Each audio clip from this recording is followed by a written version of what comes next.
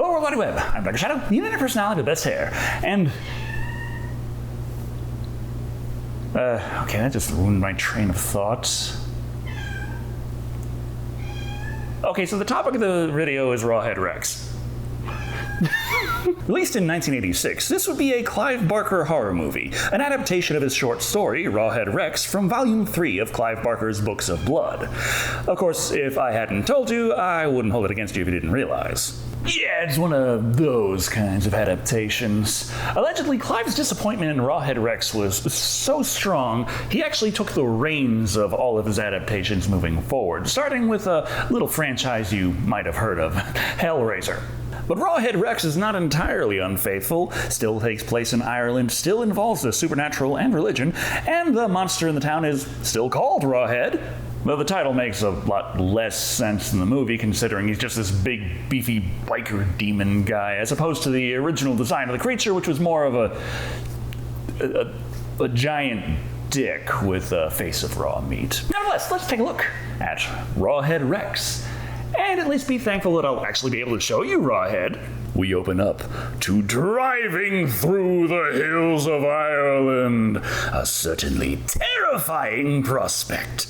At least if the soundtrack is anything to go on.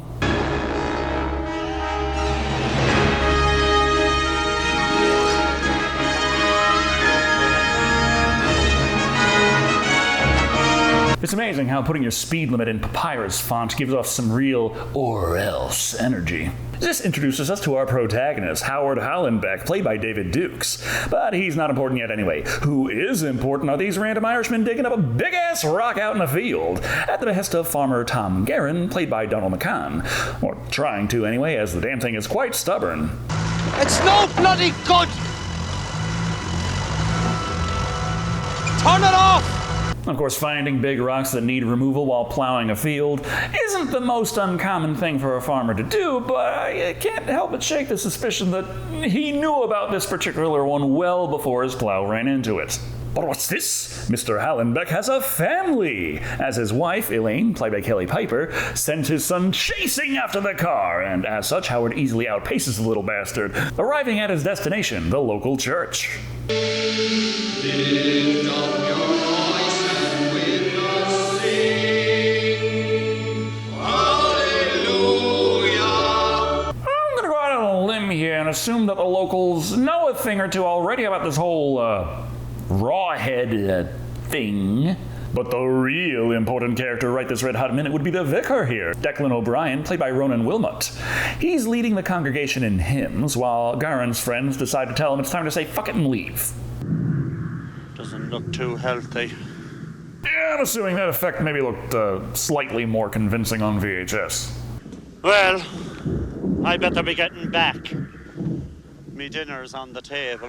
Buddy, listen, I'd love to help you spend hours in back-breaking labor on big fucking rocks, but hear me out. Potatoes.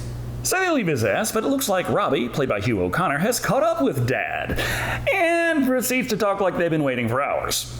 Mom says it's gonna rain. Why don't you stop taking down photographs? Damn photographs? Just quote it. Yeah, she said that if you don't knock it out, she's gonna take that selfie stick and shove it where the sun don't shine. Where do you think that is? He tells the kid that, hey, 5 more minutes, then we can do whatever you want. I'm bored. Bored? Robbie, how can you be bored? This is the land of your forefathers, remember? Yeah, and they left. And we gotta mention, while the parents have American accents and the kids were born and raised in America, this is more of a genetic trait to have the Irish accent. They haven't had enough time in America to shake it off just yet. But he'll be fine. What could happen in 5 minutes? I mean, except for the farmer going to remove his tools, which just so happen to be the last bit of dirt that loosens the stone, causing it to topple over, releasing Rawhead Rex, played by Heinrich von Schellendorf. A more intimidating name than Rawhead Rex. Whom, as I mentioned, doesn't look a thing like Clive Barker intended. Though it's not necessarily a bad design in my opinion. He could start a band with a guy from Brainscan. Those 5 minutes must have taken a lot longer than we thought, considering the church services are already over by the time Howard walks in. His obsession with the plot-relevant stained glass will have to wait, though. Declan asks him what his business is, and he's like, oh yeah, I came to see Reverend Coot. Tell me something, this This Cootie wouldn't happen to be old, would he? Was that supposed to be a punchline? Fortunately, it's not too hard for him to get his whereabouts from the vicar. Out the door, turn right, and it's straight ahead of you. And don't you be letting the door hit you in the arse on the way out, you hear? Once Howard is out of the picture, though, Declan hears weird noises calling to him from the altar.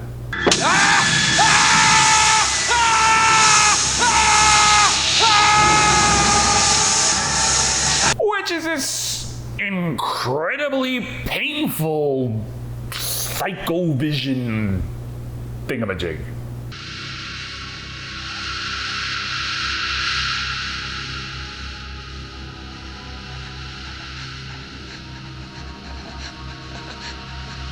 I don't know. You think this asshole might be evil? I'm not sure. I'm not 100% on the virtue of his spirit just yet. This sounds important, so let's immediately move on to Howard's mundane occupation. You see, he wants Coot to provide him with the freedom to photograph the church and give him access to the records, for you see, he is a historian and is researching strange occult things that predate the church, holy grounds that have persisted to this day. Coot, played by Niall Toybin, is like, sure, no prob, gotta get a Virgil on it right away, we'll get back to you soon. Where do you stay? At, your pub. The Tall Man. The Tall Man. Like right now, I'm also thinking about how I'd rather be watching Phantasm. Of course, life with the Hallenbecks is a little chaotic, Robbie always fighting with his little sister Minty, played by Cora Venus Looney. Having been out on the road for a month and a half, hopping hotels in Ireland, Elaine would like to actually see Dublin while they're around, but Howard reminds her that this is a working trip for him, researching for his amazing research about something. You know, you also got a family. That's who those kids belong to. I was wondering. And considering Clive Barker still did write the original screenplay to this, there are still lines and even jokes that are decent, and they kind of break through the cracks and jolt you out of the experience like, oh, that's right. There was someone behind this at some point that actually did know what they were doing. Unlike the residents of this unsuspecting village, as when Jenny, played by Eleanor Feely, tells her husband Dennis, played by John Olohon, that the barn door is open, he is mildly surprised, but nothing's too good for his schnookums, so he's just gonna waltz up there and close the door. But what's this? It's obviously been broken into. Therefore... Who's there? Don't arm yourself, don't check to make sure it's safe in any way. Do not take a single precautionary measure to ensure your safety. Just announce your presence to whoever or whatever was able to tear the lock off and invade your property. That's why I live in Texas. Because it turns out to be a hulking monster, Rawhead Rex, who murders the fuck out of Dennis the dumbass.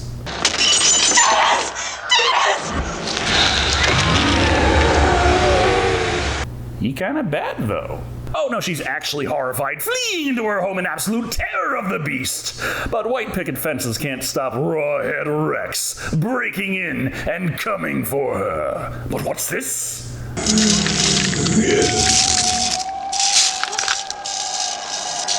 It would appear Wally is perfectly fine with maiming farmers and killing husbands. When it comes to that pregnancy belly, he kind of relents a bit, like, hey, now, I'm not a monster. I mean, I am, but not like that. Not like Mr. Hallenbeck over here, who has no regard for social norms and just shoves his tongue down his wife's throat in the middle of the street.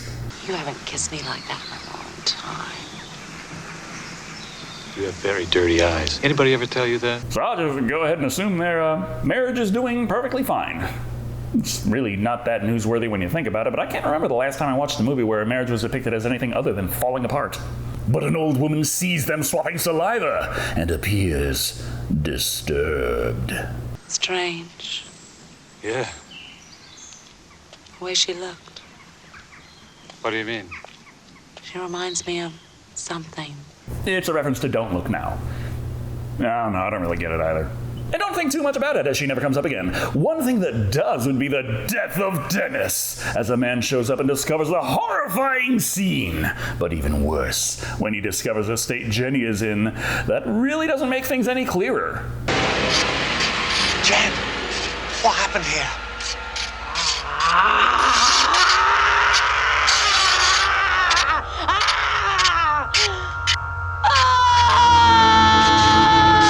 because when you see Rawhead, you just can't speak anymore.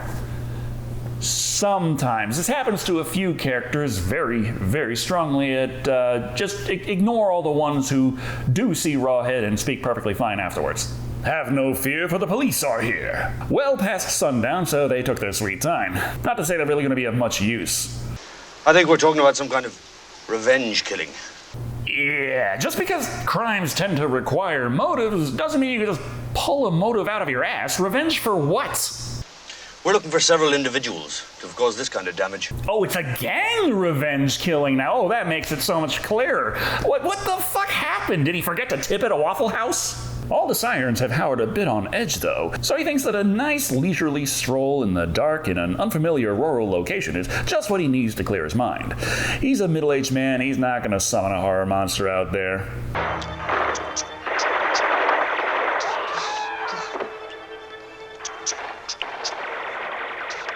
But a kid watching horror movies while his babysitter makes out with her boyfriend? Now that'll do it. This would be Andy, played by Finbar Lynch, trying to get into the undergarments of Katrina, played by Maeve Germain. But the kid, Neil, played by Simon Kelly, is such an insufferable bastard that the man has had enough. He's gonna have to make out with the babysitter outside in the cold. Andy, I have to talk to you. Sure. No, I mean seriously. Well, I can talk seriously, you know. Hey, so what are we gonna chat about? Stock markets? Military-industrial complex? Ireland's Got Talent? The siren call of teenagers of below-average intelligence summons Rawhead Rex, and he's like, cool, neat toy.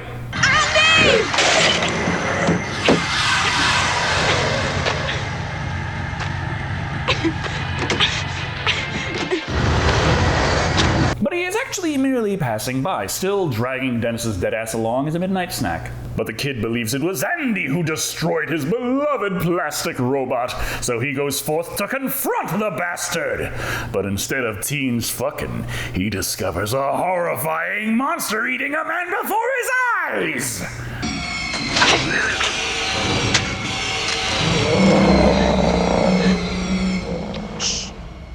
Oh, don't look so surprised. Horror monsters are always drawn to this. Teen makeout spots have to be one of the most dangerous locations in all of cinema.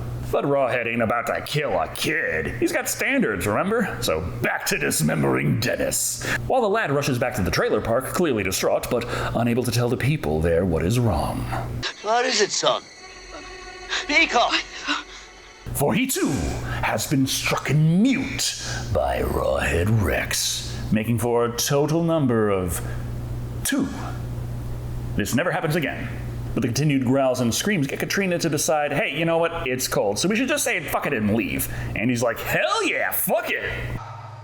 God, I said I want to go back.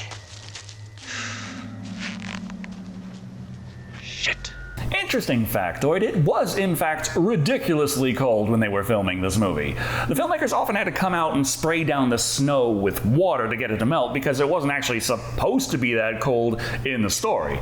It just really was when they were making it. When Andy catches up to Katrina with promises to warm her, this awkward back and forth finally comes to a head. A rawhead, as Dennis's dismembered body terrifies Katrina, so they must run. But when she makes it back, it's kind of hard to call on her witness to explain just what happened. For God's sake! I don't! Andy!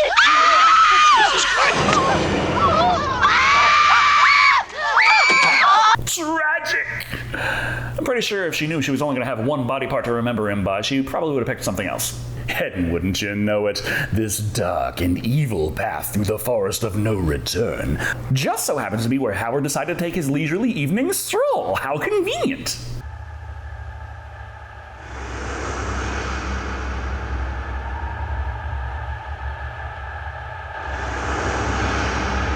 So that's why a lot of movies hide their horror monster until the climax. But when Howard looks away for a second, the monster Batman's away. What could it mean? Means he gotta go back to the hotel instantly like, yeah, something happened. No idea what, don't worry about it. And we move on to a search party. After Katrina's harrowing tale, things get complicated when they discover the half-eaten remains of Dennis. Oh, and this pile of guts. Probably Andy. Where's his head? Jesus Christ! It's a bloody massacre! Massacres tend to be. The following morning, the body of the farmer is discovered as well, and the police are on the chase. This is number 3. You gotta up those numbers, Rawhead. Those are rookie numbers. So they aren't going to be making any breakthroughs in this investigation at this rate, but wouldn't you know it, Howard just so happens to not be one of the 2 characters who saw Rawhead and can't talk, so he can tell Detective Inspector Isaac Gitsing, played by Neil O'Brien, exactly what he saw. Now that doesn't mean that they believe him for a second. Cattle, then. You saw cattle. Oh, I know what cattle look like, for Christ's sake. That doesn't make it any less dangerous. If a cow ever got the chance, he'd eat you and everyone you care about. No surprise, not even the slightly more helpful Detective Larkin, played by Patrick Dawson, believes him, so he heads back to the old coot. I was wondering about the parish records. That's right, the whole historian research thing. We kind of lost sight of that with the whole monster running around eating people. Curious thing, that. They appear to have been removed from the premises. What do you mean, stolen? Well, so it seems. And they aren't here. Wonderful work he's doing on this whole historian shtick. And the clergy for keeping record of their records, for that matter. With the parish records missing and no idea what could have happened, Howard changes cameras and suddenly starts snapping Polaroids. How about that important window? Well, it's got some handy-dandy Latin, and Howard just so happens to know exactly what it means. Death goes in fear of what it cannot be. Aha! We have found Rawhead's weakness. A bowl of life cereal, part of this balanced breakfast. Sorry, I'm sorry. Oh dear. What's this? Declan has smashed Howard's much cheaper camera. There was a Polaroid, so he's already got all of the film developed and in his pocket right now. But now he's going to have to replace it! Or use his other camera. What do you do that for? Get the fuck out of here. You gotta keep in mind, Howard, you might be dealing with a priest, but in his heart, he's still an Irishman. So Howard grabs him and says, "You know what? I'll do that. I'll leave. But you think about what you've done." Thus, it's time to hit the hills in the hatchback with the Hollenbecks. All that stuff about fertility cults and ancient ruins and looming murder mystery is nice and all, but without all those tasty parish records, not worth sticking around in this shithole, so it's off to Dublin. Or what's this? Elaine says she saw something strange in the field, so they back up and take a look. It's a scarecrow. Yes. What do you think it was? Yeah, for a second I thought they were setting up a Burning Man out here. I was about to get my rave on. However, back at the police station, there seems to have been a breakthrough-ish. You see, neither the woman nor the boy have begun speaking since the incidents, but Neil, being a kid, they decided to actually give him a pen and paper. But then... And the kid started drawing.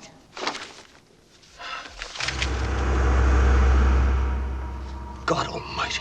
Just checking, is this any different than his normal drawings? I'm just saying, I've been drawing shit like this since I was able to grasp a crayon. Guess it's good they're leaving, except not just yet, because you see, Minty has to pee. Since they're in the middle of nowhere, Howard figures, forget it, let's just have her pee behind a bush somewhere. Look, there's a handy-dandy bush right over there you can't see through. Could be anything in there.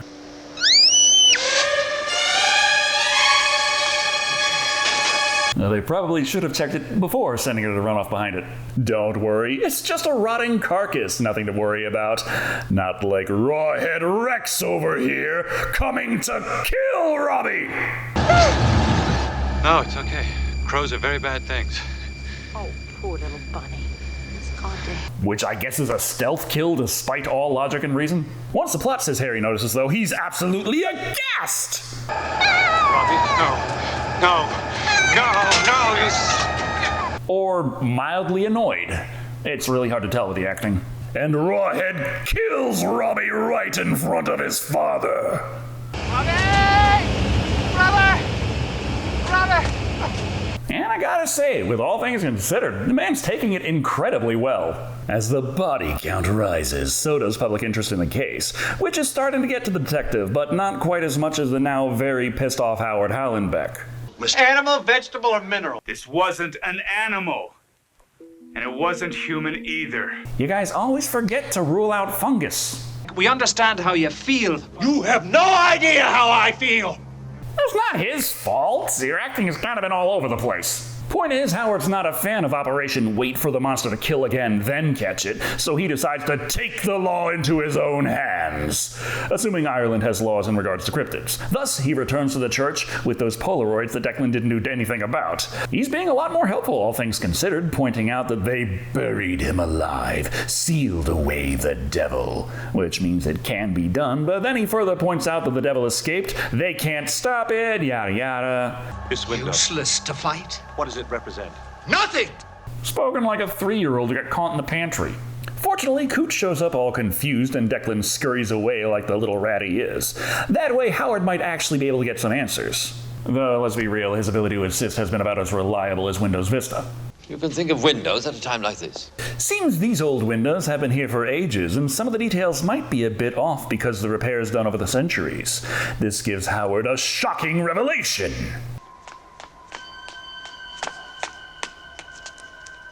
I knew it. It turns out there was a missing piece of the puzzle over on the other window. You know, the one that they didn't bother showing us until now. An hour into the movie. Gee, I wonder if anyone figured out the mystery yet. Turns out one window has an obviously out-of-place piece, which just so happens to fit perfectly in this window's big gaping hole filled in with negative space. I think he beat the creature once before. This is paganism. You've been working at this church with a stained glass window with a freaky deaky monster on it for how long, but filling in that one piece, oh, that's where you draw the line. Seeing as he's on his own, again, Howard skedaddles, leaving Coot a bit perplexed, so he does something he evidently doesn't do all that often, and touches the altar, resulting in incredible burning pain!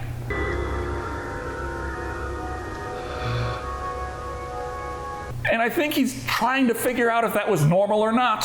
What is perfectly normal for a horror movie is when Rawhead returns to the trailer park. The locals are telling the story of the mysterious monster, which is interrupted when something pushes over their trailer. Must have been the wind. Let's peek out and take a look.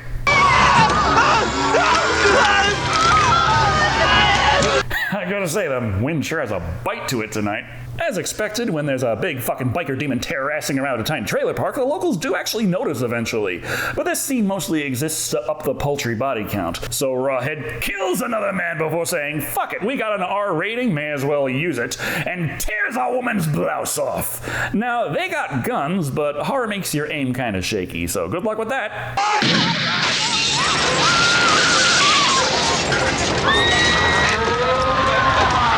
And as infamous as this shot is for being a shining example of just how shit the Rawhead costume is, I gotta be honest with you, I prefer it to CGI. When news reaches the station, the police head out at once, and they gotta remind Howard he ain't a cop. Yeah, you can't stop me. Conroy, hold this man. Mister. Well, shit, looks like they can stop him. Predictably, by the time the officers show up, Rawhead has already moved on. However, they are told where to go. In the meantime, Howard can explain the same plot point he already figured out at the church, but reinforce how much he doesn't know what the window means. They sealed away the creature, but with what? It's like the handle of a knife or a sword or something.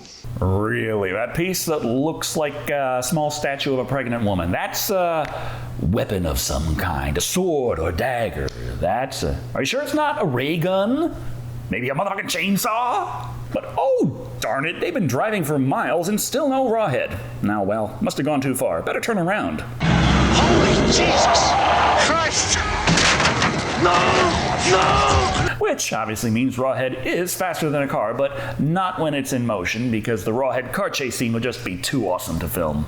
After one of them just crashes the damn car, Rawhead goes for the detective. But not to kill him, no. Using his demonic eye power, he enslaves the officer instead. So he goes from not being helpful to not being helpful, but intentionally this time. Coot is still trying to figure out just what in the fuck that whole burning altar thing was about. But outside, Declan awaits the arrival of Rawhead Rex, for you see, he too is under its command. Despite the fact that he did not get the same eye treatment that the detective did. That'd be some shit if that stained glass that was meant to tell you how to defeat the monster if it ever comes back also just so happened to turn you into a slave to the damn thing. Coot hears this and witnesses something no man can explain.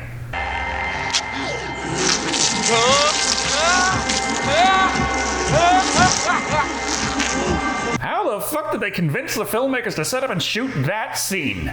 This was all practical effects. None of that was done in post. Everyone knew what that was. Imagine if Clive actually had his way and we did get the giant penis monster.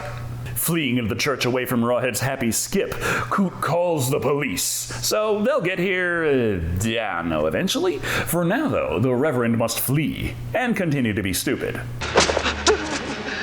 There's no escape! Keep your voice down. He's in the rectory. You think I don't know? Honestly, you've been radiating bad guy energy since frame 1, and this guy still hasn't fired you at least. You are one of God's teachers. God! He is God!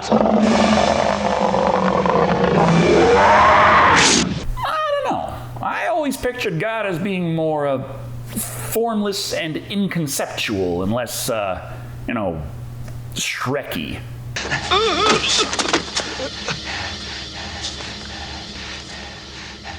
The parish records. He was here before Christ, before civilization. Yeah, but according to Genesis, God was here before here was here, so I don't see how that gives Rawhead any legitimacy. Also, hey, there they are, the parish records. Turns out Declan moved them just out of frame. That bastardly dastard. Rawhead. That's what they called him.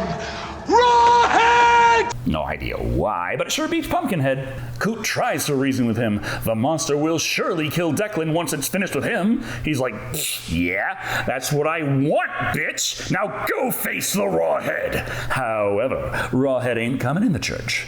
Not because he doesn't want to, just reasons. I think your God is afraid, Declan. No.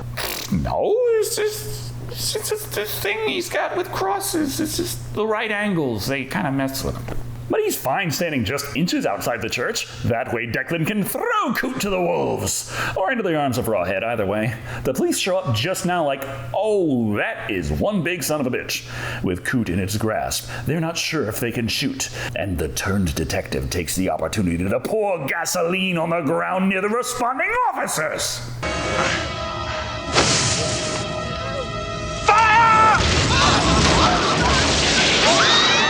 Though the gunfire should have been enough to light the fumes without the slave having lit it himself by hand, I think that would have been a little more effective there. But for some reason, the movie's just doing everything in its power to not shoot Rawhead Rex. I'm assuming the thing is impervious to bullets anyway. But no, it doesn't catch lead all movie. We don't know. Therefore, all the cops go up in flames. Yes, that includes the one who is working for Rawhead Rex. I guess that pledge was worth one wish before it expires. I can't just stay here. I have to do something. Howard, no! Not doing things, that's the thing you're worst at. I guess he sensed that all the other important characters are dead because suddenly it's Hallenbeck here to save the day. Wouldn't you know it, he just so happened to overhear the trouble of the church and just so happens to arrive just barely in time to where Coot is alive and just so happened to realize that there was something in the altar that Rawhead was afraid of. How convenient. You go back to the station. My wife and my daughter are there. I look after them. Yes, sir, Mr. Hallenbeck, sir. So it's up to Howard to save the world. Thus Declan attacks, but as it turns out, the Bible burns him. Probably because it was on fire, but forget that for now. The thing Rawhead fears is in the altar, which burns Howard. So he figures, just use something else to pop it open. And then, who knows what the source of the heat was, because it evidently wasn't the item inside. A statue of fertility.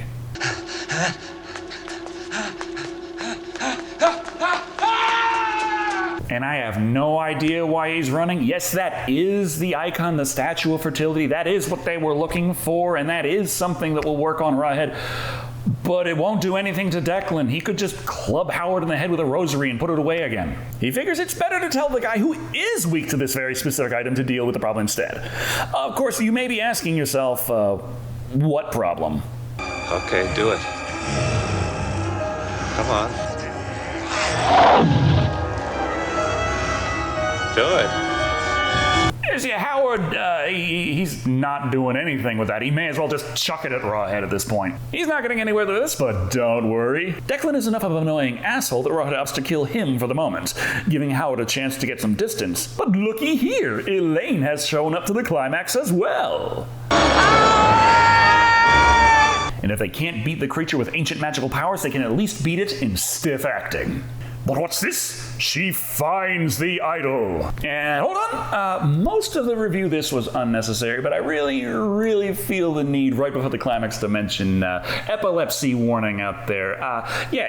Flashy 80s effects, does this have it? Oh, and how? So if you're not used to having your eye holes blasted with lasers from playing EDF for 12 hours a day, maybe think about looking away for now.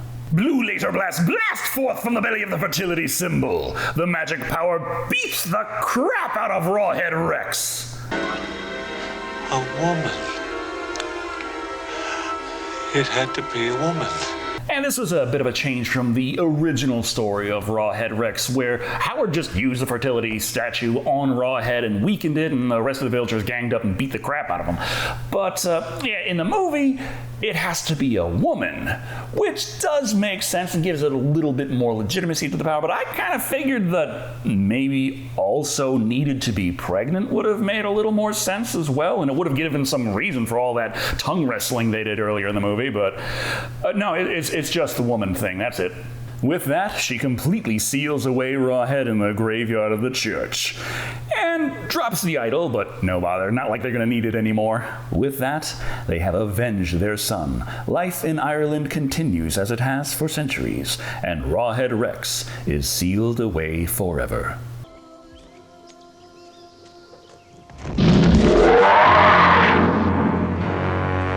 Because after this movie, no amount of sequel bait is gonna bring him back. Anyway, that was Rawhead Rex. And yeah, you can see why Clive took a bit more of a hands-on approach after this one. While we can easily poke fun at it for days and days, you gotta admit that here and there Clive's fingerprints do shine through. For being such a simple monster goes around a rural area killing a bunch of people storyline, the lore is surprisingly deep, and it's dripping with symbolism. More so if you actually go by the original cock monster design, but Undercook's cranium still exudes masculinity. Howard, less so. This is your kind of everyman horror protagonist like Harry in Silent Hill 1, not a super soldier badass Schwarzenegger man like Chris Redfield in Resident Evil 5. His motivations are a bit shallow at times, but he does have the strongest motivation in the whole movie. His wife loves him and wants a pleasant vacation. The cops want to do police work even if their theories don't make a lick of sense. Declan worships Rawhead because, and Coot doesn't have a goddamn clue what the hell's going on. The pacing is alright, and the very basic nature of a lot of the parts somehow manage to converge in surprisingly entertaining ways, but it is held back a whole lot by the acting. Overacting, underacting, tonal whiplash. It runs the gambit of things you're supposed to try to avoid in your filmmaking endeavors. This, of course, leads to the drama feeling comedic and the horror more campy than anything. At the end of the day, Rawhead Rex is an interesting look at some early Clive Barker and low-budget horror, but unless you're a die-hard fan of either, yeah, might not be up your alley, coming in at 2 toppled trailers out of 5. And I had fun, though mainly when the titties appeared on screen. But nevertheless, thank you all for watching. I have been Shado, and remember, if your life has led you down a dark path where you are worshipping a demon who is going to piss on you shortly before ripping your throat out, y'all motherfuckers need Jesus.